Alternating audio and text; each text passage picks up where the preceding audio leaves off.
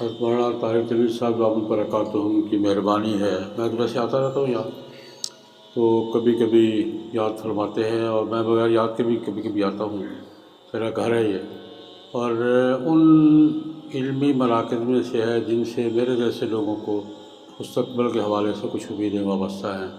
اللہ پاک مولانا کی صحت میں، عمر میں برکات نصیب فرمائے اور ان مراکز کو اپنے مقاصد میں کامیابی نصیب فرمائے۔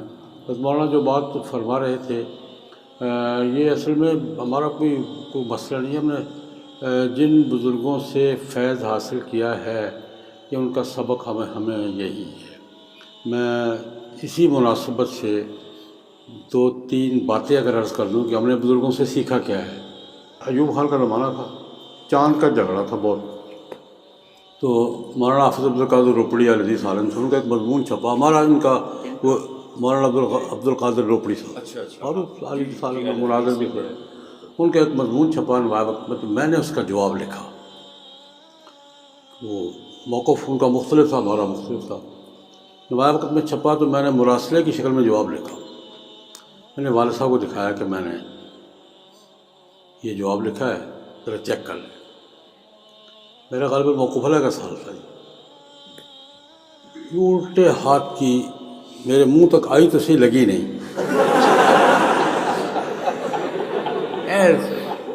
دیکھ کر میں نے لکھوا تھا حافظ عبدالقادر کہتا ہے۔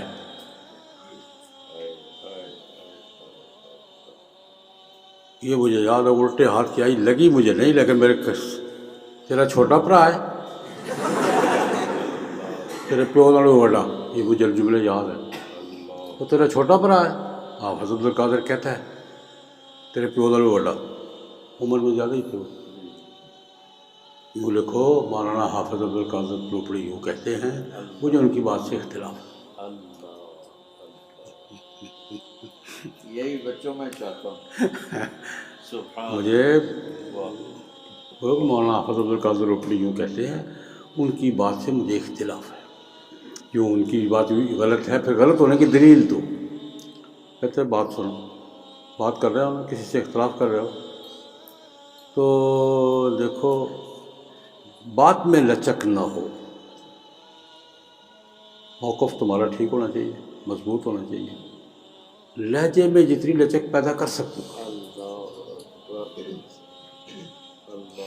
یہ تقریباً ہر شاگرد کو بات بے لچک ہو، بات مضبوط کرو، بات بے لچک نہ ہو، لیکن لہجہ اور الفاظ جتنے نرم چن سکتے ہو، لہجہ جتنا لچک پیدا کر سکتے ہو۔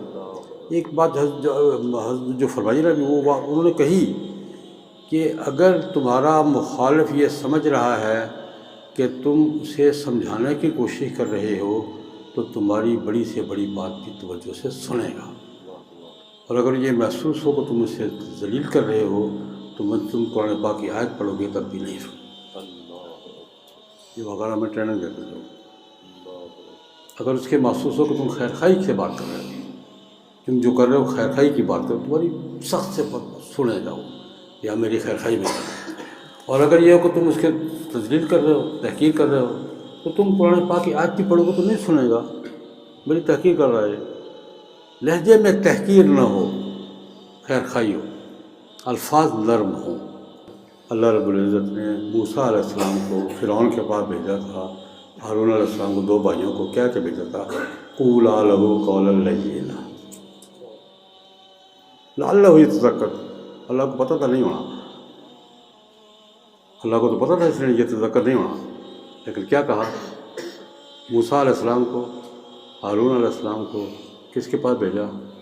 فرعون کے پاس، اور کیا کہ بھیجا دونوں پیغمبروں کو، قولا لہ قولا لینا لعلہ یتذکر، شاید سمجھ۔ تو والد صاحب فرمایا کرتے تھے جب بھی بات کرو نا اس لہجے میں کرو شاید سمجھ جائے، اللہ شاید سمجھ جائے۔ یہ ذہن میں نیت رکھ کے کرو کہ میں بات کروں شاید سمجھ جائے۔ یہ شاید لعلہ یتذکر جو ہے نا، لعلہ یتذکر فرمایا یہ اس کا سب سے بڑا حکمت ہے کہ یہ سوچ کے بات کرو کہ شاید سمجھ ہی جائے گا۔